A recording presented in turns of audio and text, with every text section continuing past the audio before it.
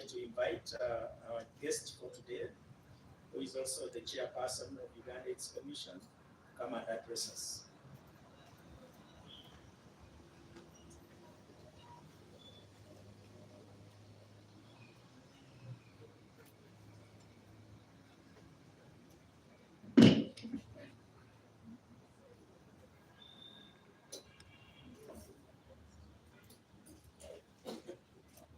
Good morning, everybody. Good morning. How are you? Thank you for coming today. We appreciate you. The LC5 chairperson, Haji Basaja Baraba. Thank you for being here. Our host for the World AIDS Day. The UNAIDS Country Director, Madam Jacqueline. Thank you for always being here with us. The Director General, Ghana AIDS Commission, Director Partnerships, Mr. Tometi, a representative of the Executive Director, Nakopani, Mr. Semambo. Thank you so much for that. Being so bold. Thank you. The media fraternity and all ladies and gentlemen who are here. I do want to appreciate your presence as we come towards World AIDS Day. I want to remind us that Uganda AIDS Commission was established by an act of parliament and takes strategic leadership in effective harmonization of action by the various multi-sectoral stakeholders within agreed policy and program to see that we have a population free of HIV and its effects. The Commission develops policies, it plans and strategizes, and its overall goal is to reduce the new infections and increase the proportion of people living with AIDS accessing services and adhering to care and treatment. Uganda AIDS Commission, I want to remind you, is not an implementing entity and does not deliver services. It doesn't provide grants and doesn't implement, but it mobilizes resources toward implementation of services. So annually, Uganda AIDS Commission convenes partners for a 3-day National HIV and AIDS Symposium to review and monitor the implementation of the National HIV and AIDS Strategic Plan, just as the Director has told you. During this time, we take stock of the achievements that we have made. We identify any gaps that we still need to address as we race toward ending AIDS as a public health threat by 2030. And as media, I always want to remind you what we mean by ending AIDS by 2030, because sometimes it is not very clear. Sometimes we just say things and it is not very clear. But when we say ending AIDS by 2030, there are 3 things we are looking at. One, we don't want new infections. And I think you had the number, 37,000 people having new infections last year. That is a big number. We should not have that number. So when we say 0, we want to go toward 0. Make sure that everything we do is suppressing and making sure that we don't have new infections. Then we also don't want AIDS-related deaths. We don't want anybody dying from AIDS, and it is possible. People who are living with HIV, Mr. Semako can be my witness, are on medication and they are not dying of AIDS. And they will not die young. They will die of old age. The third one is to do with stigma. When there is stigma, people do not go for treatment. People do not go to find medicine. People do not go to test because they are being stigmatized.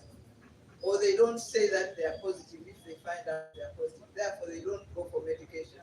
Therefore, they still pass on this infection. Therefore, they still have children who are born with HIV. So those 3 things, always remember, whenever we say ending AIDS as a public health threat by 2030, we are looking at those 3 things. So this year's theme is building a sustainable response to end AIDS as a public health threat. How are we going to do that? We'll feature, first of all, the 17th Joint AIDS review, the National HIV and AIDS Scientific Meeting. We shall commemorate Phil Retire Day. We shall have the HIV financing dialogue and exhibitions, and we shall also provide HIV testing services and other health services. This symposia has been critical in providing strategic focus as well as identifying those areas where we need to accelerate implementation in our fight against HIV and AIDS. Therefore, as we start the first year of the National HIV and AIDS Strategic Plan 2025-26 to 2029-30, we can plan to use the 2025 National HIV and AIDS Symposium to identify those strategies needed to take us to finish the line of ending AIDS by 2030. We always are saying and are very happy to say that Uganda has been a success story in the fight against HIV and AIDS. And I think, Jacqueline, I can say that in the world we are doing quite well. And many people have replicated our multi-sectoral approach with success. So this multi-sectoral response has helped us to deliver on the promising results that we see today. HIV prevalence has come down from 18% in the 1980s to 4.9 currently. But despite the numerous HIV prevention interventions over the 40 years when AIDS was first discovered in Uganda, there is increased engagement in risky sexual behavior. Many are having sex with multiple sexual partners. Many are not using the condom among those who are in high-risk sex areas. They decline in age of sexual development. Sorry. Those who are engaging in high-risk sex. Other challenges include widespread self-stigma, low uptake of couple testing. The couples are not testing together. So one goes and tests secretly, finds out they are positive, they come back and keep quiet. They start on medication, they don't tell the partner. They should be going together. So we encourage that people should go for couple testing.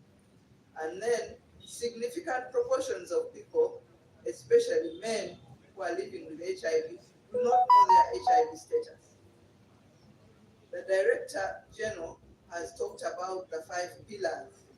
And from the 5 pillars, I just want to pull out 2 of them. Engaging men. I think we were with Akatikiro, and he said that men are the problem. I don't want to say that again, but men tend to be the ones who drive everything, including asking for sex and taking people into beds. Is that right? Men become a problem. So when we engage men and we teach them and we talk to them and they know what to do, I think there's a lot that will happen. The second thing I want to pull out of the pillars is the elimination of mother-to-child transmission of HIV. This really is on my heart. Why should we have 4,700 children born with HIV in 2024? And yet we have all the services, all the health centers, all the hospitals can definitely prevent this. But the people who are pregnant are not going to the health center. They tell them they are positive, they disappear. They have children who are born with HIV when this could have been prevented. So we want to drive this. We hope that this year, until 2030, we shall be pushing that we engage men, we engage pregnant women, so that nobody, the zeros I was talking about, nobody is born with HIV. So with less than 5 years to 2030, we need to ensure that we protect the gains that we have made over the 40 years and also accelerate implementation of those interventions that we know will give us a huge return on investment. So I've talked about the transmission of HIV to babies, yet we have medications. Men should take their partners for antenatal care at health facilities and ensure that this person that he has impregnated delivers at a health facility. So I'm back to men. They are the ones who are doing this. They should also take the pregnant lady where? To the health center. If she's positive, the health worker will give her medication that prevents transmission of the virus from mother to child during pregnancy, during birth, and during breastfeeding.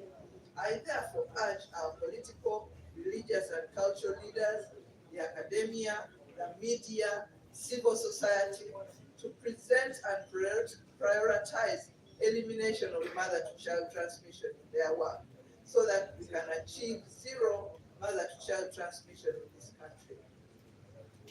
Innovation and research is critical more than ever in our response, especially in the area of reducing new infections and AIDS-related deaths. HIV and AIDS is largely a problem that is multifaceted.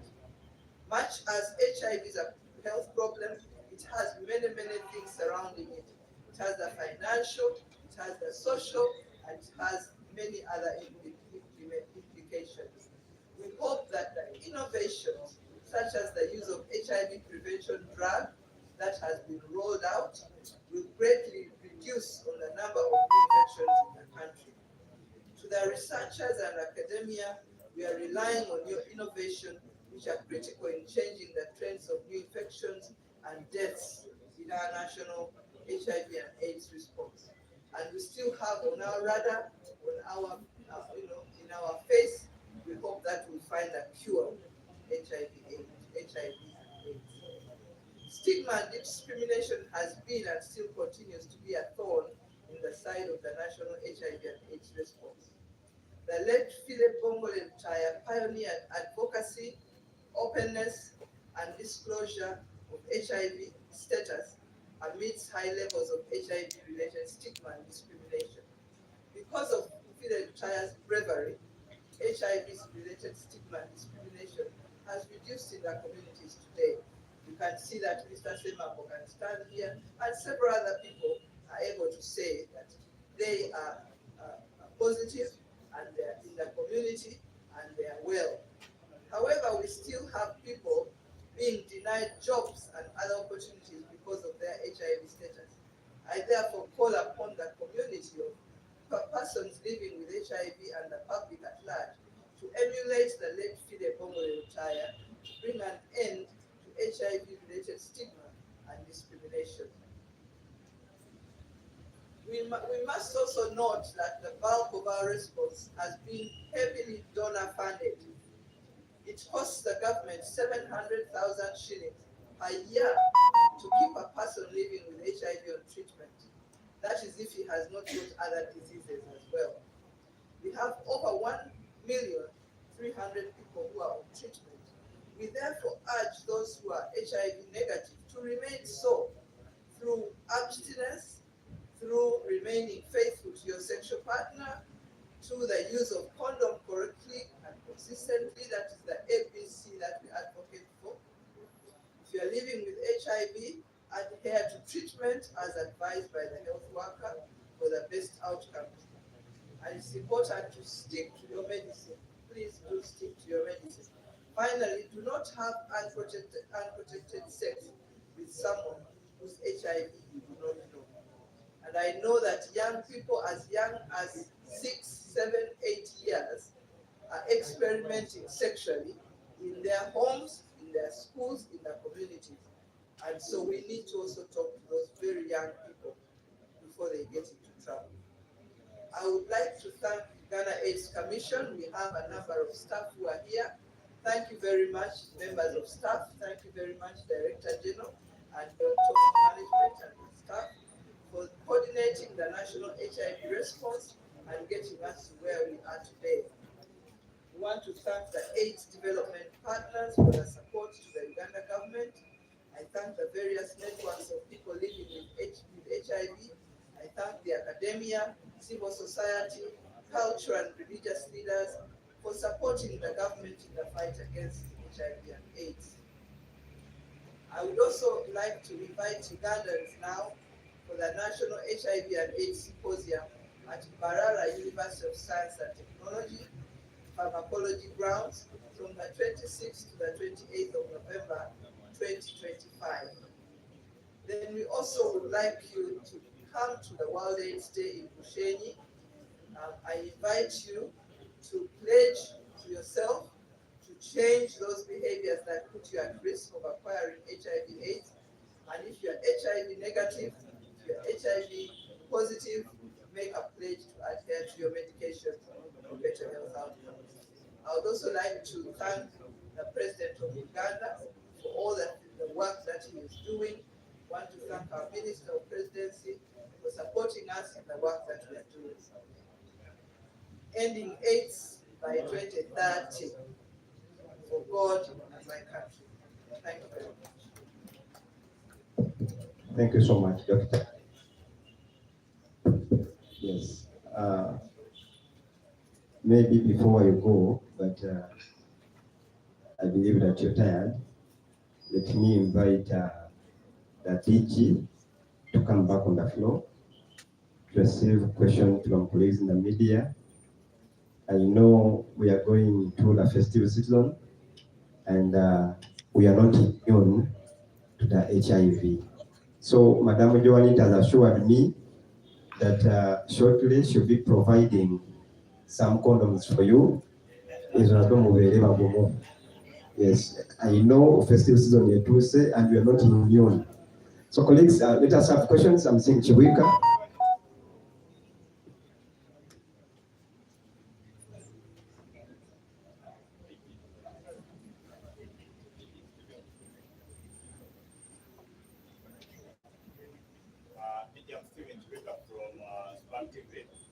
I have two questions.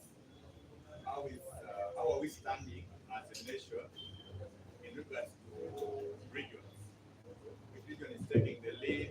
Which region has reduced? And what are the factors that have led to reduction of the HIV infection in some regions? Then the last question is about the HIV infection in prisons. If at all you have any, what's the prevalence amongst the inmates, the prison inmates, if you do have that?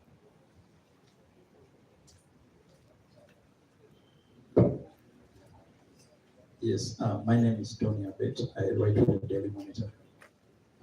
Doctor, you mentioned 4.9%, a reduction from the 5.1 of 2023. Is that decline within your expectation? And then when you see other districts, like areas like Fort Portal, infections have remained very high. Maybe what is not working well in those areas. And then finally, Napopano raised the issue of stalker dogs, second line and third line. What is government doing about that?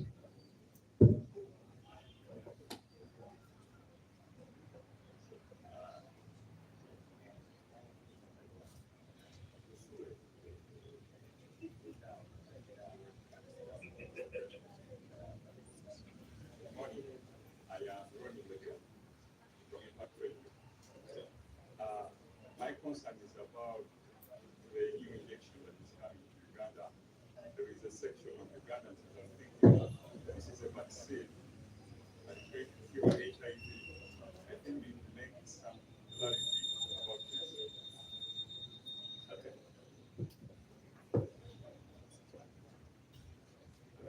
Veronica Twini, MDS. When you look at people who are accessing a medication 1.3, and my question is, with cutting funding, how are we standing? Because already we are not doing well.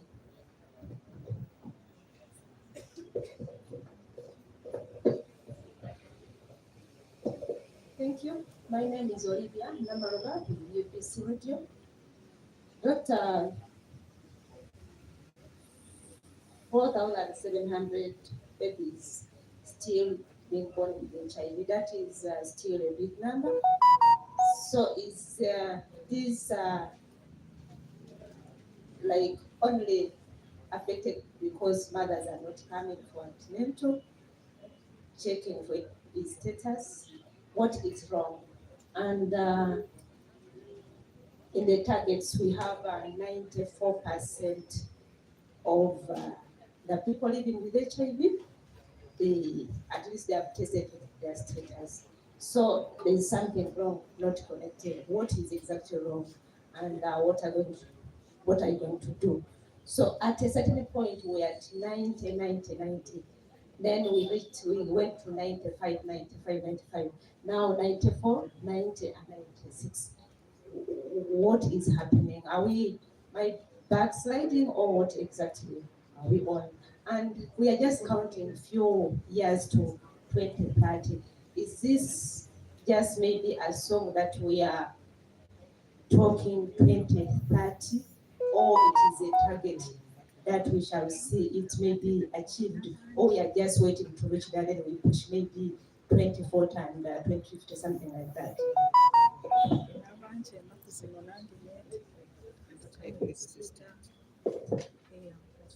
Dr. Neyanza Mr. Wamanya nze mwesiga David nakwandika Steve.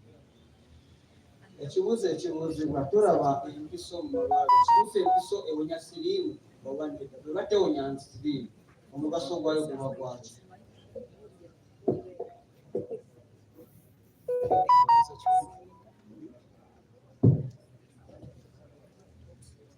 Yes, good morning. I'm called Dennis. You said the prevalence of HIV among the female is higher than the counterpart in the male. And I want to know why. Then the other issues of the testing of the injection, how much, because is it affordable, or you can also throw more light on that. Thank you.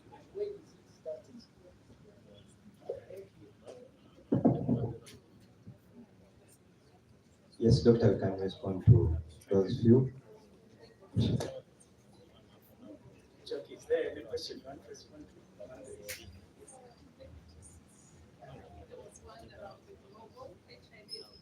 Yeah, please. Come and respond to that.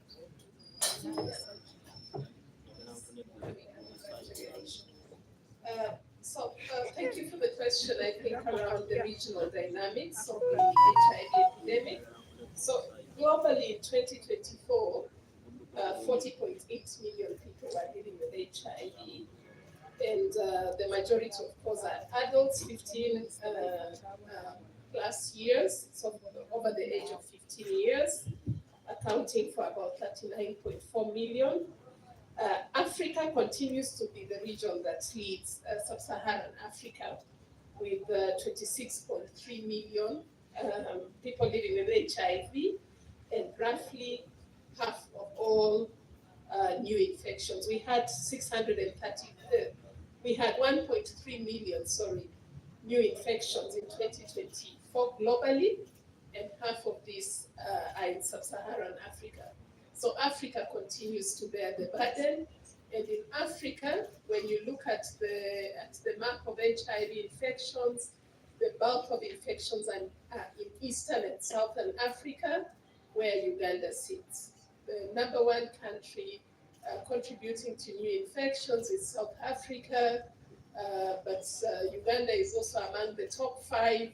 So we have Tanzania, we have Mozambique, Uganda, we also have Kenya. So we are sitting in a region where we still have a significant HIV epidemic, and you as our media friends, we really call on you to help us towards ending AIDS as a public health threat by ensuring that correct information is out there, where to access services, but also you take advantage of these services yourselves, and you pass on this information, not just through the media, through your networks, through social media. We know young people are on social media, so that is the avenue where we really need to take the fight. And we say we are in the last stretch, the last mile. When you're running, you see runners when they're running.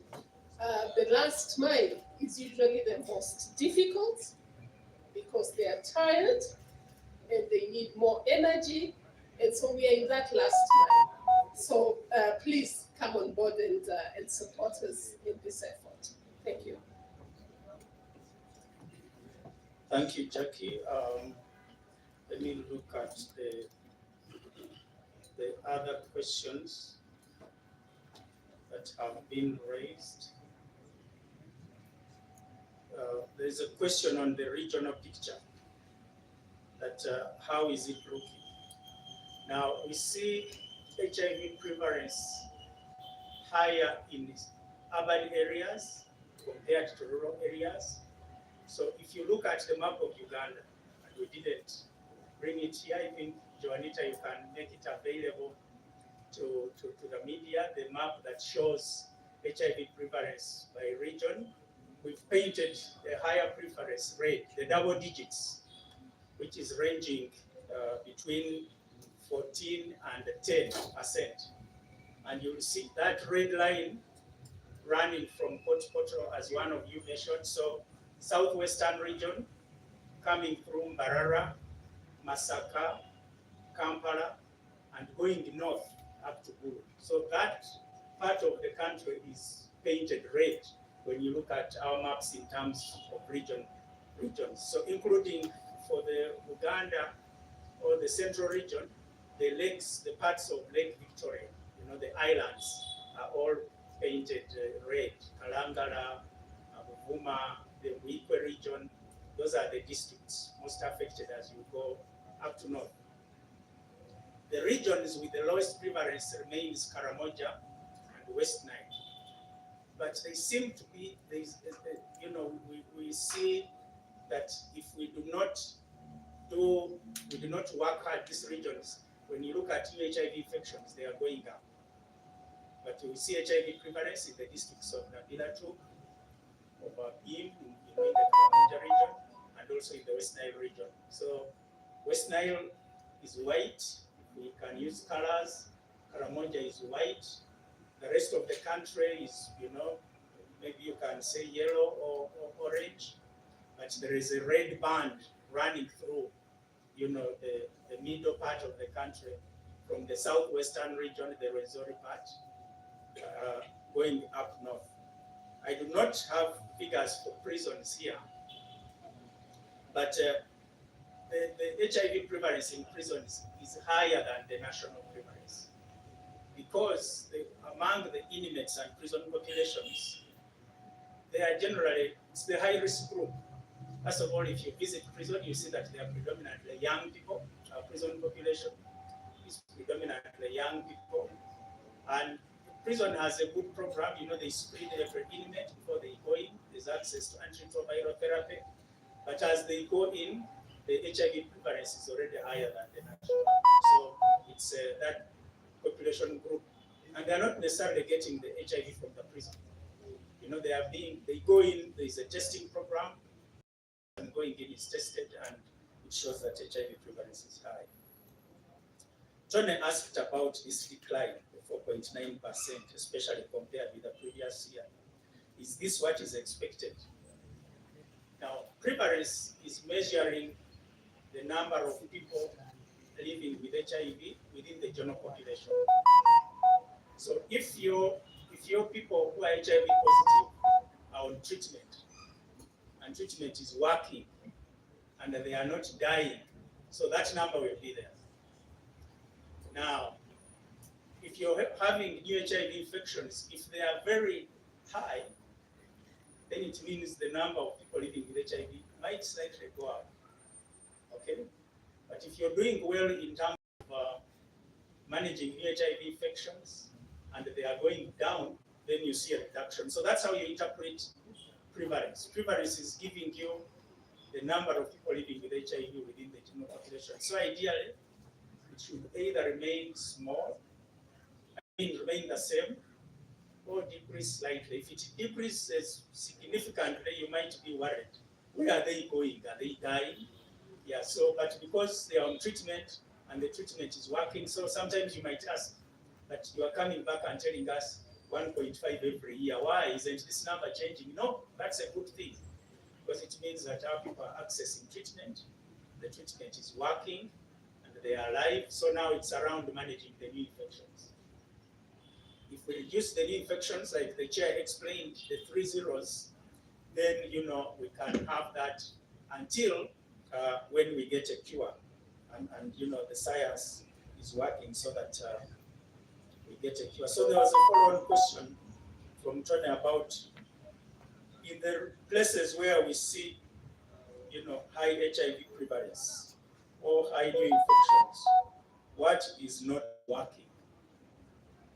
So there are risk factors, and the chair and Jackie spoke to some of this, and we have highlighted to you urban areas. Urban areas typically you have migration, populations have moved. If you look at Fort Portal, there are tea plantations there, and you have immigrants coming in, to work in the tea plantations. If you look at Mbarara, it's a rapidly urbanizing area. You have the rural areas coming to stay within the suburban areas of this area, and very often again these are the vulnerable groups. They are young people.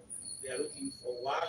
They fall into the risk categories that we have spoken about, and that is why you see that risk is following these areas, and you have transactional sex, transgenerational sex, concurrent multiple partnerships, and these factors, when you combine them, then you will see the risk along the corridors that you see, and that is why we encourage interventions, especially when working local. You had the chairperson of Bushenyi mention a number of interventions that they are doing.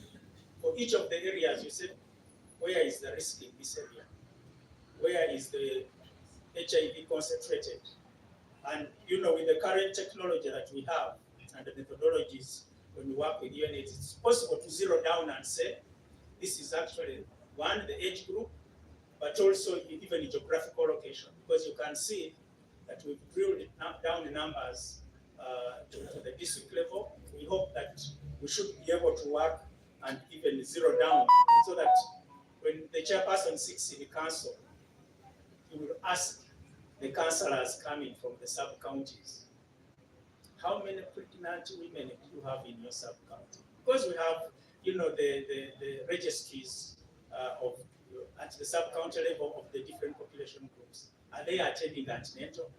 How many deaths occurred? What were they from?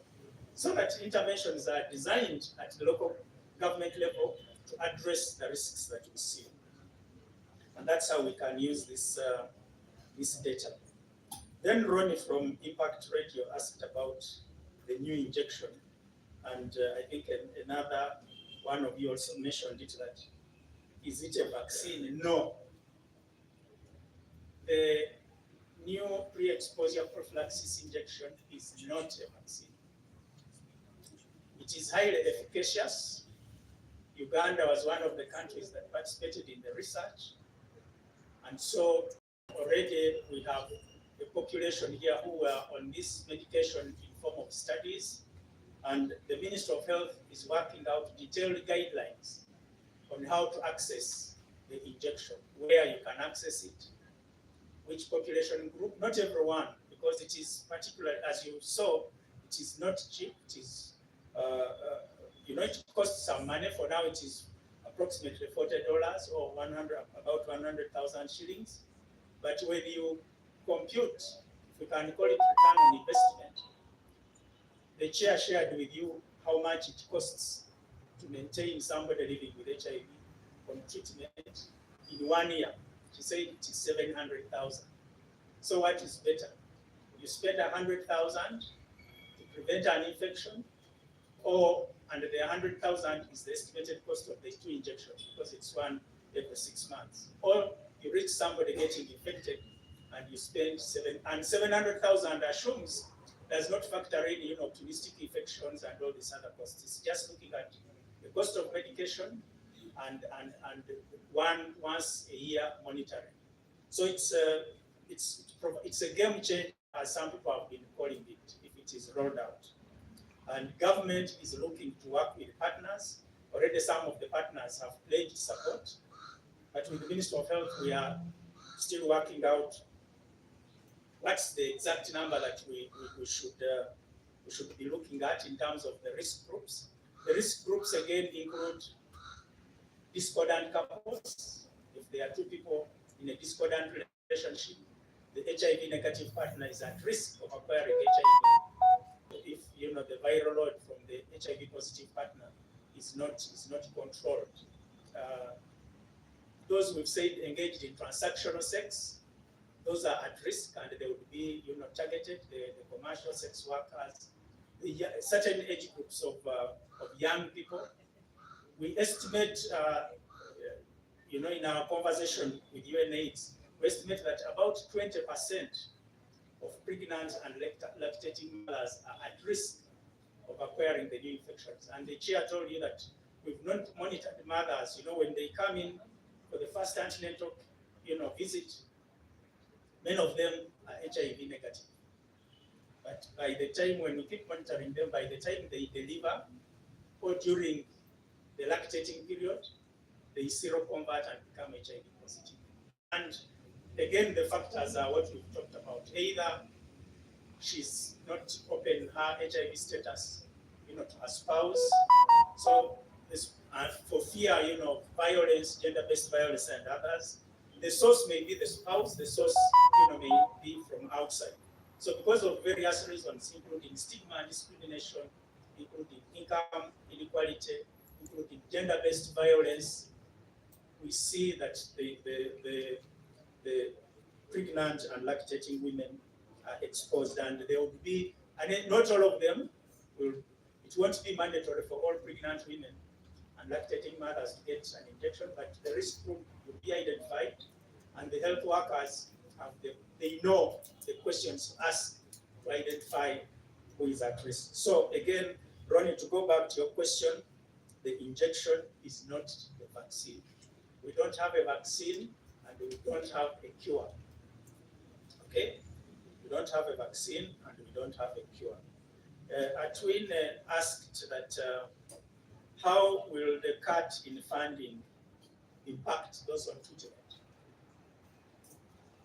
For now, when the US government announced the policy changes back in January, definitely, and then there was a programmatic freeze that was shortly lifted, after a short while. And when they lifted the freeze, they said the life-saving commodities they will remain supporting them, and that includes antiretroviral therapy, laboratory testing, reagents, and things related to that. But even before that, as Uganda government, we had already started discussions around, because there were signs over, the last several years that donors will not be here for good. We had seen that, the funding had begun declining. So we had started discussions on how do we make sure that the gains we've made are not reversed. And we were developing a sustainability roadmap. This roadmap is supposed to be discussed by cabinet, and the sustainability roadmap is looking at what were the donors supporting in terms of how much money were they bringing in, programmatically, how much human resources were they supporting, how much, purchase on treatment were they doing, and what has government been putting in. And there's going to be a plan between now and 2030 of how systematically, as the donors withdraw, the government covers up. So I would like to give you reassurance on behalf of government that this will even be provided at higher level, that although there are reorganizations, Mr. Semambo spoke about, integration, it is planned for good, because what the Ministry of Health is trying to do is to ensure that we minimize parallel service, we integrate the delivery of HIV services into the primary health care model. Now, the people living with HIV are worried, will this come with stigma? Will the health workers simply walk in and call you from the line and say, HIV positive people this way, these other ones this way? The ministry is working to make sure that doesn't happen. And that includes, preparing guidelines, training the health workers, and ensuring that this works. So the fears, one of the disruptions have been, fears and anxiety, and we would like you to take out a positive message. Tell the Ugandan population, first of all, reassure them that government does everything, working with partners to ensure that the medicines are available and the cost is paid for by both the partners and the government. So when you come to the health facilities, you will not pay for the medicines. You might wait slightly longer than when it was a standalone clinic, but when you come to think about it, maybe it is less stigmatizing, especially if the health workers know how to go about it. And I can combine this question with a question on, there was a question on second and third line, that what is government doing about it? Now, more than 95% of the people living with HIV, the 1.5 million that I spoke about, are on first-line treatment, which is a good thing, because that treatment is commonly available. In fact, some of it is manufactured here in Uganda by quality chemicals. Now, there is a small number of people who have become resistant to the first line, and those are on what is known as second line, and there is even a much smaller number that is on third line. Now, those two types of medicines, one, are not available at the first level because they are more complex to administer. They need closer monitoring, and very often they will be administered in a tertiary level. So what it means is that if you're on second and third line, you may have to move a longer distance to be able to access that treatment, and sometimes you may go more frequently to see the doctor than the person who is on first line. Because for those on first line, we have a program. If you're stable, you don't have to go to the health facility every other day. The Ministry of Health has guidelines where those on treatment are even given medicine for 3 months or even 6 months. So you only come once to the facility to do your monitoring, and you stay at home. And that is intended to reduce inconvenience as much as possible. So that was the question on the impact of the cut in funding. So everything is being done to make sure that no one lacks medicine because of this cut. But also to let you know that although there was a cut, the donors are not necessarily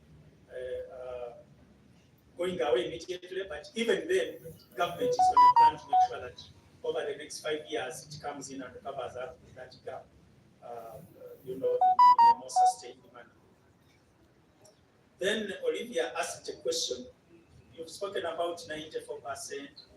Sometime back we had 90, 90, 90. Now you've just said 94, 90, 96. Are we going backwards? No, Olivia, we are not going backwards. The UNAIDS initially had shared with us. We refer to the UNAIDS because these targets are adopted globally. The UN6 agrees, and in 2016, when we moved from the Millennium Development Goals to the Sustainable Development Goals, there was SDG 3, which is health and well-being, and in there that is where ending AIDS as a public health threat is derived. For that goal, it talks about communicable diseases, so it includes other infectious conditions. But for us, we've pulled out HIV and AIDS. So initially we had 90, 90, 90 by 2020. So that was the initial target period. And we achieved that, we surpassed, and a new target was set for 95, 95, 95, up to 2025. And we are now looking at the situation of ending AIDS by 2030. So that's from 2024, January to December 2024. So what happened is that when the year ends, at the end of December, we sit down, our teams sit with the Ministry of Health, with the partners, they gather the information from the health facilities, the experts start looking at it, and we will come back and tell you how have we done in terms of achieving 95, 95, 95. Right now we are telling you we are very close, and that's why I use the term that we are winning the war. So I hope that helps clarify. Then Dennis asks that why do we see a higher prevalence in female compared to male? And the UNAIDS country director touched it a bit. There again, a number of factors. First, it is the biology. Biologically, the women are different from us. It's a younger woman because biologically she's more vulnerable. But the way the biology of the woman is created is such that, especially if you've been engaged in sexual contact, it's likely that because I don't want to go into the science of HIV transmission, but the HIV virus looks for the white blood cell counts. It's a very interesting. It attacks. It is like the army coming and attacking the barracks of a country. That when you go to a neighboring country, you say, where is their barracks? And that's where you hit. So that's what the virus does. And some of the cells within the body are located in those. In fact, for the male, do you know why we advocate for circumcision? The skin has lots of those cells, and again, that is where the virus goes. But largely, going back to the female, the prevalence is higher, one, because of the biology. That makes them even more vulnerable when they are younger. Two, because of gender-based violence, because in gender-based violence, very often, the sex will be, it won't be consensual, it will be forced, it's likely to be associated with trauma.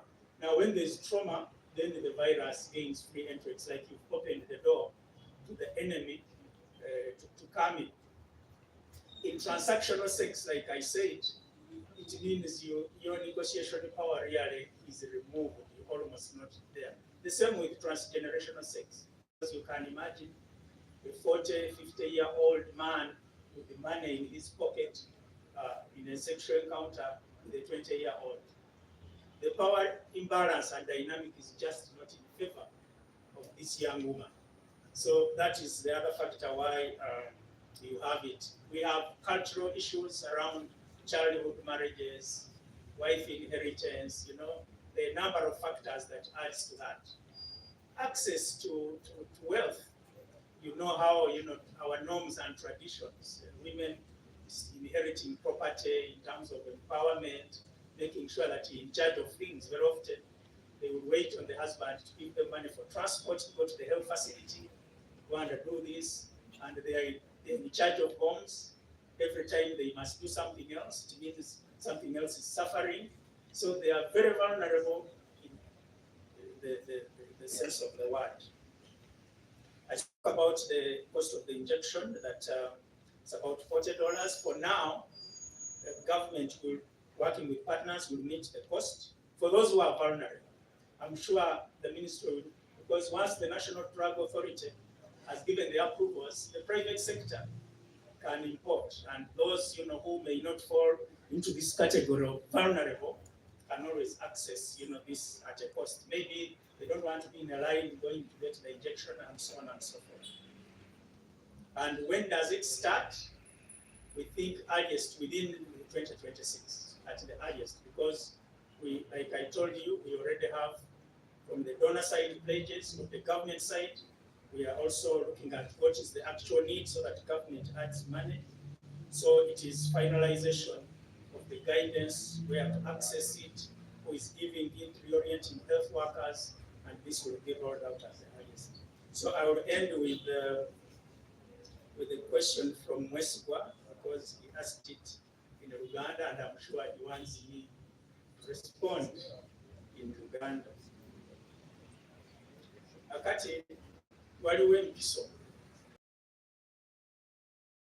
myezi 6 ekozesebwa okuziyiza obutafuna akawuka ka mukenenya, naddala abali mu bulabe bw'amaanyi.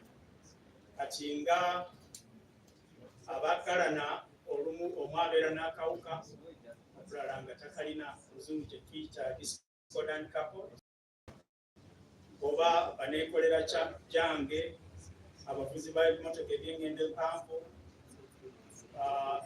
ebika bwe bityo. abamu ku bamaama abali ab'embuto. So gavumenti erina entegeka gyeteekawo okulaba nti tukolagana n'abatuwa obuyambi, labe nti eddagala ly'empiso lino ligenda kuteekebwa mu malwaliro, naye nga lino ddagala si kugema. Eddagala ly'empiso lino si lyakugema, lyakuziyiza buziyiza. So kitegeeza bw'olifuna bwewayitawo myezi 6 olina okuddayo n'olifuna. So kyekyo ekikwata ku ddagala ly'empiso. The chair.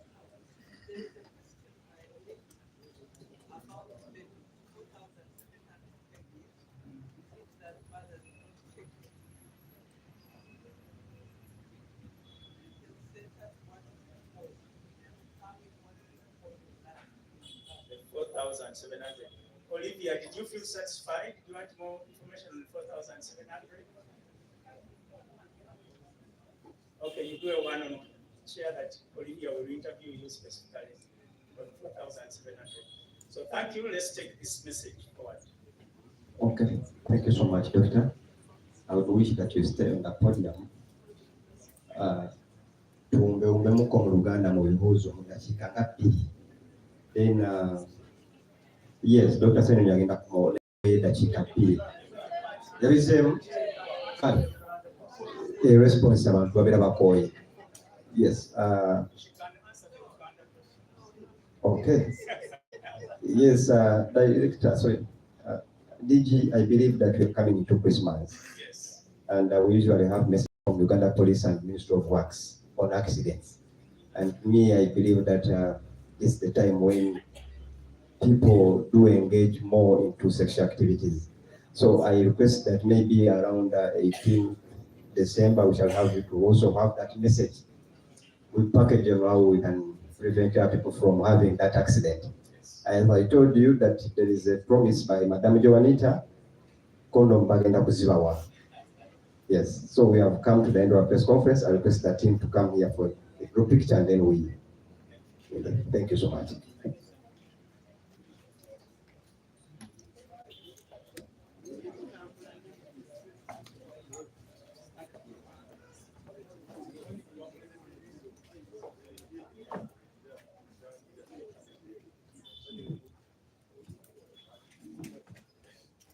Liko media center, liko live, liko media center, bagenda kugaba condom za bwerere, omuvubuka tukojje ofune condom okupiira kugali mpitawa. Free condoms, free.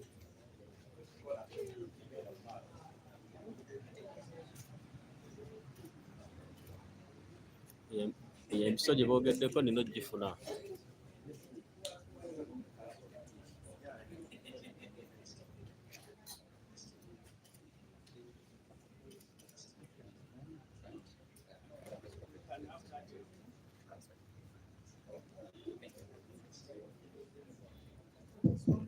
Yes, and they're taking pictures, please. I want to let you know that the Karamoja and Northern Uganda press conference has been cancelled.